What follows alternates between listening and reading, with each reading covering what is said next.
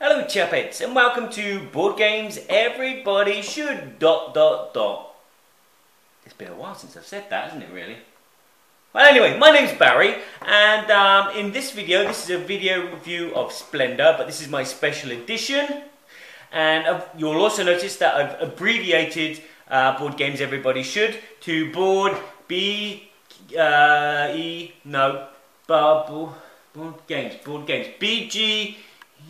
BGES, there you go. So yeah, that's up there. Smaller, I can fit more on then, so I can write special edition and things like that. But anyway, yeah, this is a special edition of Splendor. And before we get to my review of Splendor, I thought I'd give you some news. The good news, number one, good news is I've got a new video editor, which means that I can do stuff like this. And now you can skip forward to the video review of Splendor and how to play, or you can skip forward to my thoughts on Splendor and what I think of it, and my thoughts, which are very, no, there's not much in there, honestly. And if you want to, you can skip forward even more, somewhere around here. If you click on these, yeah, if you click on them, then you can go. But this one down the bottom here means that you skip to the end of my video, where I talk about games that I've played, and basically played them once, and so it's like my first impression. And a lot of these games are brand new, straight off the press kind of things, which I don't own because... But anyway, the bad news is I am behind on reviews. Yes, 2014 didn't go with a big bang, and I haven't got out as many reviews as I wanted to get out. This is due to the fact that I work, also the fact that we built an extension, which will then be my room to do all this kind of stuff in, and also because there's cooking, and there's dusting, hoovering, ironing, and gardening. All those things are very important in a day-to-day life of a human being. So that's the bad news. The good news is that I have 3 months to myself because I'm not working for 3 months. Woohoo! That's good, so I can do these 15 games which I've got prepared in my head. All I have to do is sit down and record them and give them to you. So that's 3 months of doing that. But the bad news is that's 3 months of cooking, dusting, hoovering, ironing, gardening, and finishing off the decorating in the room. So, good news, bad news, good news, bad news. Is there any more news? The other good news is, yes, I will probably be doing some more playthroughs of solo games. This is my series going to be called Play Around With. And you'll probably see that I've already done one on Forbidden Desert, and because I've got one like, I consider that a success. So I'm going to be doing several more, and several more like Agricola, and what else is solo? Thunderstone here. So expect to see those in the future, but until then, let's get on with my review of Splendor. Okay, and to my very strange, bizarre link with Farscape. That's 3 very small stones.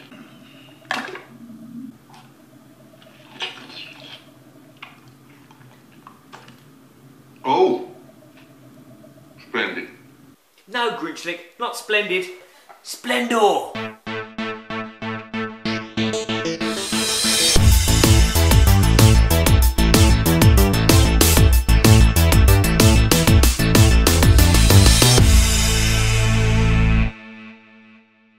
So, before I talk about Splendor and how it plays and what I think about the game, let's have a look at what comes in the box. As you can see, this box is phenomenal. All the components fit nicely in the box. So what was in this lovely arranged box? Wow!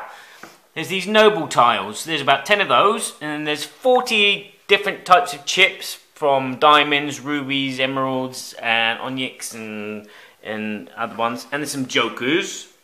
And then you have these development cards. They come in 3 levels. There's 40 level 1 cards, there's 30 level 2 cards, and there's 20 level 3 cards. That was the number after 2. Yes, it was. So what's Splendor about? Well, in Splendor, you take on the role of a rich merchant in the Renaissance. You will be using your resources to acquire mines, transportation methods, and artisans who will follow you to turn gems into... Basically, you're picking up chips to buy cards, and to buy other cards, to buy other cards, to buy points to win the game. First to 15 is the winner. Let's show you how it plays. This is how you set up the game. You lay out all the chips, so you have your emeralds, your rubies, your diamonds, your onyx and your sapphires, and you also have these gold which are random. Okay, you lay out the nobles like this. Now, with the tokens and the nobles, they will vary how many you put out depending on how many players there are, 2, 3 or 4. One thing that doesn't change is the development cards. You will lay them out in order of 1, 2 and 3, their levels, and then place out 4 cards of each. How do you play the game? On a player's turn, they can perform one action before it moves on to the next player. And there's 4 actions that you can choose from.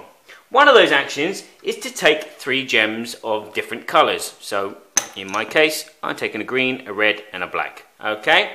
These are put on display in front of everyone so everyone can see what everyone has picked and what they haven't picked. Another action you can do is, instead of taking 3, you can take 2, but 2 of the same colour. But you're only allowed to do this if there are 4 in the pile before you take them. If there's 3 in the pile, you can't take 2 of the same colour. The third action you could possibly do is you could buy one of these development cards. As you can see, the value of them, how much they cost, is in these little circles at the bottom and what you get at the top. So in this case, if I pay 2 blues and a green, I will get this red mine, which will go out in front of me. The card gets replaced if there are any cards left in the deck, and then again, what I could do is, now I have this card, I could buy this card on my next turn because it costs 2 red and I have a red mine. So you see, these cards are useful. You can use this as if it was a token. So I could pay those 2 plus that red, and that would go in front of me as well. And as you can see, you just keep buying and buying, and the more that you buy, the less you have to take from the chips on the top. The fourth and final action that you can possibly do is you can reserve a card.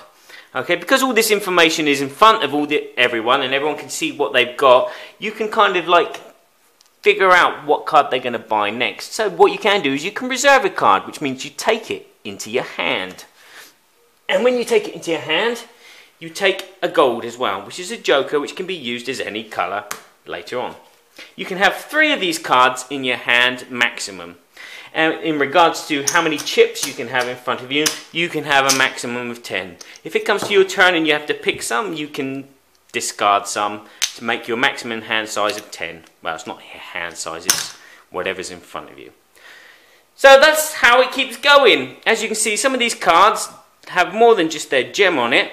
They have number on it, which is the points. And what do points make? Prizes! No, they don't.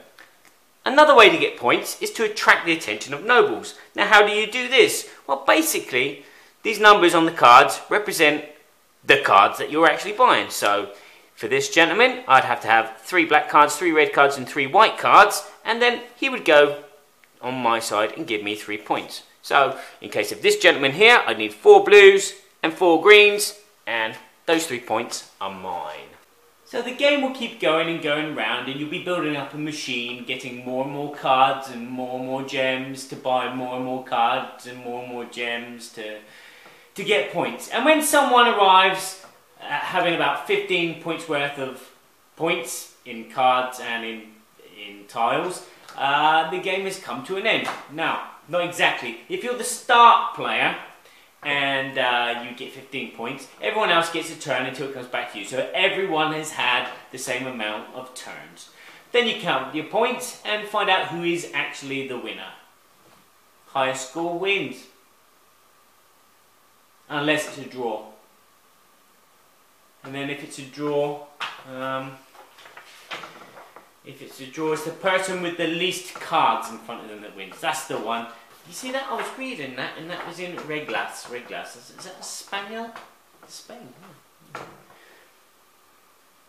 There you go. Oh, what do I think of the game? Ah, okay. I'm trying to think of a way to do this kind of, what's the easiest way? I'll explain, I'll show you. Come with me. Let's pretend this slice of toast is the mechanics of Splendor. There you go, the toast. It's solid, it's familiar, you could probably eat it every day and enjoy it. And let's say that this beurre de cacahuète is the peanut butter, is the quality of components of Splendor. The peanut butter is thick, chunky, you can feel that it's good quality by the way that you spread it on. And let's just say that this imitation Nutella is the artwork of Splendor. The chocolate Nutella is just gorgeous, it's beautiful, it's the polish on top of everything that you eat in your life. Oh, it's just magnificent. Who doesn't like chocolate? And who doesn't like chocolate cake? And finally, the Marmite represents the theme of Splendor. Very hard to get here, you know that? And finally, the Marmite. It's a bizarre taste and it's kind of like spread a bit too thinly and it's not really there, is it? Not with all that chocolate and peanut butter. You look, I've hidden it, it's all gone.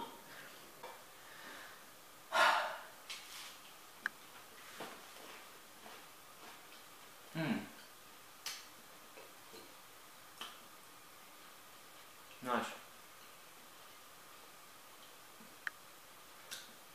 I prefer chocolate cake. So you're probably saying to yourself, Barry, what are you trying to say? Huh? I'm saying that the theme is n'importe quoi. It's nothing. It's really annoying. It is like Marmite. You either love it or you hate it, and I hate it. The game is just a mechanic. You pick chips to buy cards to get points. There you go, game over. But I love it. Why? Playing Splendor takes me back to my childhood days when I used to play Connect 4. It was a beautiful thing to have in your house. Touching these chips and drop them into the slot was addictive fun. You know, you just play it, and your dad would beat you and you'd want to play it some more. You know, do you remember that? Is it just me? But that's what I feel is going to happen with Splendor. Splendor is just going to die one day because it's just a mechanic. It's just nice pieces and there's nothing to it. And other games will come along and they will replace it because they will have the same mechanic but they will do something better. Do you know what I'm saying? Oh look, there's my replaced Connect 4. Besides all my moaning and nagging, the game is a very good game. It scales well between 2 and 4 players. There is quite a lot of strategy here because you can see what other people have required and taken, and you look at the cards on display and you think, well, maybe they're going to go after that one, so maybe I should reserve it, or maybe I should buy it because I've got it. And you're looking at these nobles and you're thinking, okay, what's the best combination to have? I mean, maybe it's best to go for blacks because I could buy any 4 of those blacks and then get reds because 3 of these tiles have got reds, and then either get whites. And you know, there is strategy. There's lots of things you can do. The points on the card where it's random it makes it different each time you play it. The nobles are all different each time you play it. The only difference that I notice is when, personally, when I play a 2-player game, I don't reserve cards. I just go out and buy them. There's no need to reserve cards because there's only one other opponent. By the time it comes back to you, bang! You can buy the card and they haven't bought it, hopefully. But when there's 4 players, there's a lot of reserving going on. There's a lot of jokers being picked. Again, there's times when 2 of the players will have most of one colour. So the colour that you want, you can't get, and you haven't got any cards of that colour beforehand, so you can't. You're limited, and so you have to take blind cards from the deck as reserve cards sometimes. So apart from the game being addictable, fun and easy to learn and easy to teach and easy to play and infinitely replayable and addictive as hell, there's so many other good things about it. The card quality is lovely, the artwork is beautiful, not relevant to the game at all. Fly. The chips in the game, you will find yourself playing with them while you're playing the game and thinking out your next move. And these chips, by the way, are actually made from the monolith from 2001 Space Odyssey. The insert of the box, again, this is what everyone should be striving to make. Everything fits in perfectly. I thought there was going to be an expansion due to the fact that when I put my cards away, I put them away like that. And there is a big hole, and I thought, oh, maybe they'd do a fourth level of chips and you have to get for higher prices. But you actually do stack them in like that. And there's 3 tiers for the 3 levels. Duh! It's easy when you know how.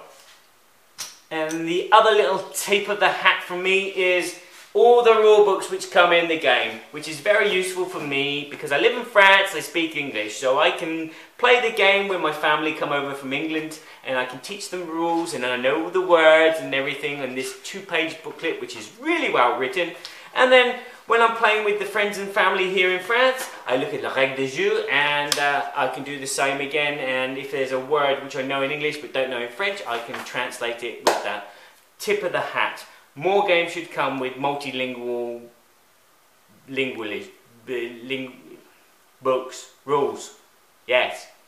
So to sum up, Splendor is a board game that everybody should and probably will vote to be the winner of the Spiel des Jahres this year, 2014. Oh, it's asterisks. There you go. And therefore, I give Splendor, what's your splendors? I give Splendor an 8.5 out of 10. Why? Because it's missing that theme. If it had a good theme, that would knock it up to 10 easily. But the game is addictable, fun, easy, blah blah blah. You've heard me say it over and over again. The last thing I will say is what would make this even better, apart from the theme, is if the chips actually had hologram pictures. Wouldn't that be splendid?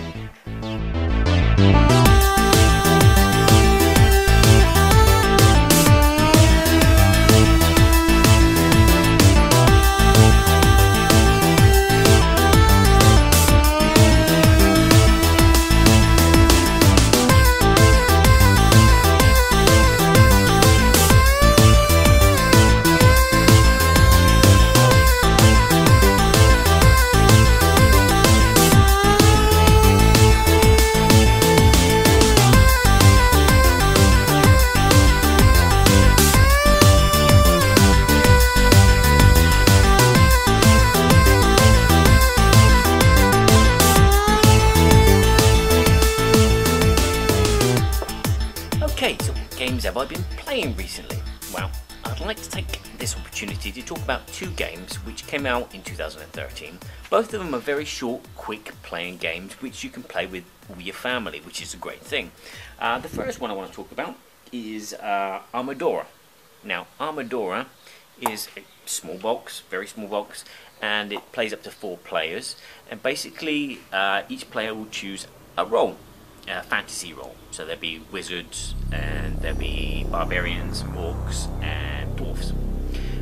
These roles don't play a part if you play the base game. If you play the higher level game, they have special abilities which affect the game. The game takes place on a little board which is an open piece of land, but there's gold in certain areas, and you'll be given a load of tiles which have values on. These are your warriors. And then on your turn you can place out one of these tiles in an open space, or you can build 1 or 2 walls which will eventually cut the land into sections, so it's like a cake. Yeah, so if you want to cut a nice big section of land out with a lot of gold, especially the high value gold, and you want to cut it as big as possible, get as many of your warriors in there as possible, but everyone's doing this, so this cake gets cut to smithereens. The game ends when everyone has placed all their warriors out, and then basically you count each section. Who has the strongest warriors. Now these warriors, I don't know if I just mentioned it, but these warrior tiles, they have different values between 1 and 5, and then you basically just add up your total value of warriors. So if you've got a 5 and a 1, that's an attack of 6 in one sector, but if no one else has got a 6 or higher, then you win all the gold in that sector. And that's the game. It's very quick, it's very easy, it is quite fun. I suggest you check it out if that's your kind of thing. It reminds me very much of the game I used to play at school, where you make a map of dots, and then each player would get a pen and then connect 2 of the dots, and then another player would connect 2 of the dots, and it would go around until someone created a square. If someone created a square, they'd claim that square by putting their initial in it, and that'd be a point, and they can have another go. And obviously the person with the most squares at the end of the game, when all the dots have been connected, is the winner. It has that air, it's light, easy fun, but again with the special powers that you can get from the characters, I think this game is really good. My only complaint about it is the finickiness of the small components. All the gold is small cubes, so they easily get knocked, and so setup is also hard because you've got one space which has to have 3 gold, you have one space which has to have 5 gold, one has 7, so you count these. It'd been easier if it was just one chip you put on there, done, dusted, or maybe a little mould of gold with a value marked on it. Again, the size of the map and the wall pieces are all very small, and when you're adding stuff, everything gets knocked, which is, that's my only niggle, but it looks like a quite good game. The second game I like to talk about, another game which I played once and I don't own, obviously, is a game called Dungeon Roll. Now Dungeon Roll, I think, was a Kickstarter project, which did really well, and it comes in a nice little treasure chest coffin. It's really nice. It's a dice game, it's a push your luck game. Again, it's for 1 to 4 players this time, so you can play this solo, and basically at the beginning of the game, each player can take a special personage, but they can take a persona, a mage or warrior or whatever, and they have a special power which you can use during the game. They're also double-sided, so if you want, you can use your experience points to level up, to go to your level 2 and have a different power altogether, which is great. And then you have a handful of dice, you roll those dice. These dice have warriors, dwarfs, thieves, soldiers and mages on each face, and then once you've rolled it, you keep those dice. Those are your warriors in your team. Okay, and then you go into the level 1 dungeon. Level 1 dungeon, you roll 1 monster dice, and again that monster dice has monsters on it of different types. You have goblins, you have skeletons, you have oozes, you also have treasure, and you also have potions. So these are the things that you find in the level 1 dungeon. Then you have to do whatever is needed. So if there's a goblin, you can use your warrior to combat the goblin, because they're color coded and they're the same color, they're both green, which is great. Nice and easy that. Or you can use a champion, which is a joker, and you can use him as a wizard or mage or whatever it was, thief. Okay, and if you're successful, you move on to the next level if you want to push your luck, as I said. So if you go to the second level, you have to roll 2 monster dices. But anyway, yeah, you have to roll 2 dice. And again, once you've used one of your dice, it goes into the dead pool. So you've used 1 dice to kill another dice. The good thing is, say for example, you roll 3 goblins. 1 warrior, because he's the same colour, will kill all 3 goblins, whereas the other, a thief, you'd need a thief, a mage, and another personality to kill 3 goblins normally. There's also dragons on these monster dice, which are block. They go into a special pool. When you get 3 of those, the dragon arrives, and you have to fight the dragon. And so, as you're going through the dungeon and pushing your luck, your team is getting smaller and smaller, but you're finding treasure and you're finding potions which can bring your dice back from the dead pool. This game is just fun. This is, if you like zombie dice, you will love this. This game is one that I want to get my hands on. It is fun. It's push your luck, but it's got this story, push your luck, adventure, Dungeons and Dragons feel to it, and it's lovely. It's all the components are beautiful. There's lots of special powers. There's lots of things that you can find. You can find special weapons. You can find potions, which bring your dead dice back to life. And as I said, there's experience points as well, so you can level up your captain, whatever he is. Okay, so there you have it. That's the games that I've been playing. What games have you been playing? Did you enjoy my review? Did you think it was funny? Do you think I'm crazy? Please leave a comment down below. Let me know what you think. Do you like my vineyard? It's nice, isn't it? But as I said, there should be lots of video reviews coming soon because I've got time to do it all now. So hopefully see you in the next video. And thanks for being splendid.